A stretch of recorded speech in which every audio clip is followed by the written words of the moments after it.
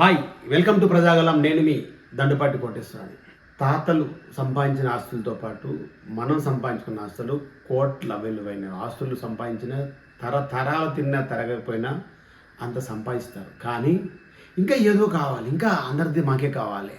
అంత చూడండి ఎలా ఉంటుంది. ప్రకాష్ రాజు కానీ ఇట్లాంటి వాళ్ళు దగ్గర దగ్గర ఒక 30-40 మంది వరకు బెట్టింగ్ యాప్స్ మీద ప్రమోషన్ చేస్తే మిమ్మల్ని నమ్మి ఒక హీరో సిగరెట్ తాగుతున్నాడంటే చాలామంది సిగరెట్లు తాగడం, కొంతమంది హీరోలు సిగరెట్ తాగడం కూడా సినిమాల్లో మానేశారు. ఎందుకంటే ఆ అభిమానులు కూడా తాగుతున్నారు, మందు తాగుతున్నారు అని చెప్పి.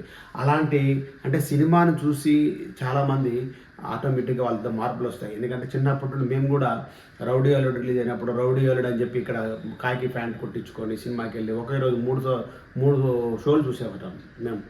ఆ రోజు 100 రూపాయలు వైజాగ్లో బ్లాక్లో కొనుక్కొని. అలాంటిది వీళ్ళు బెట్టింగ్ యాప్లకి ప్రమోషన్ చేస్తే ఈరోజు కొన్ని వందల కుటుంబాలు రోడ్డున పడ్డాయి.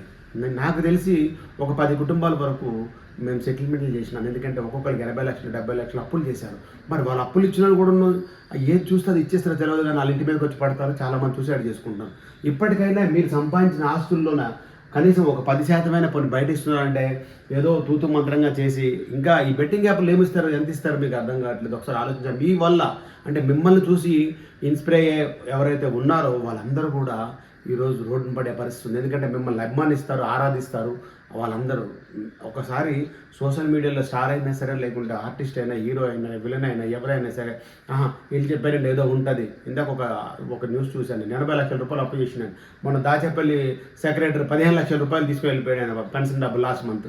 ఇది పరిస్థితి ఏంటి బెట్టింగ్ యాప్లో. ఈ బెట్టింగ్ యాప్ ప్రమోషన్ చేయడం వల్ల వాళ్ళ కుటుంబాలు ఈరోజు రోడ్డున పడ్డాయి. మీరు దేనికి ప్రమోషన్ చేస్తున్నారో అర్థం కావట్లేదు. ఒక కుక్కకోలు ఆడంటారు, అదంటారు, ఇదంటారు. దానివల్ల ఎంత ఉపయోగం ఏంటి అని కూడా ఆలోచించరు. ఒకసారి బాగా ఆలోచించండి.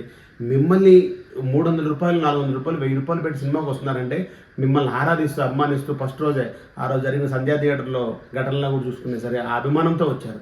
అలాంటి వాళ్ళు మీరు ఇప్పటికైనా మారకపోతే, ఇప్పటికైనా ఈ బెట్టింగ్ యాప్ను కనీసం ఒక వీడియోని బయటకు వచ్చేస్తున్నారా, ఏదో మాకు తెలియజేశాము, మాకు తప్పైందని మీ అందరి మీద కేసులు కాదు, వీళ్ళందరూ ఆస్తులు కూడా జప్తు చేయాలి.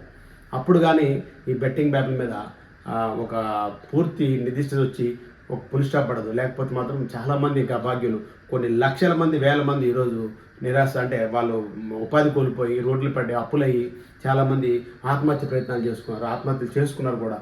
ఇవన్నిటి కారణం వీలే కదా. ఇలాంటి వాళ్ళు మనం ఏం చేయాలో ఒకసారి ఆలోచించండి. నేను మీ దండుపాటి కోటేశ్వరాన్ని.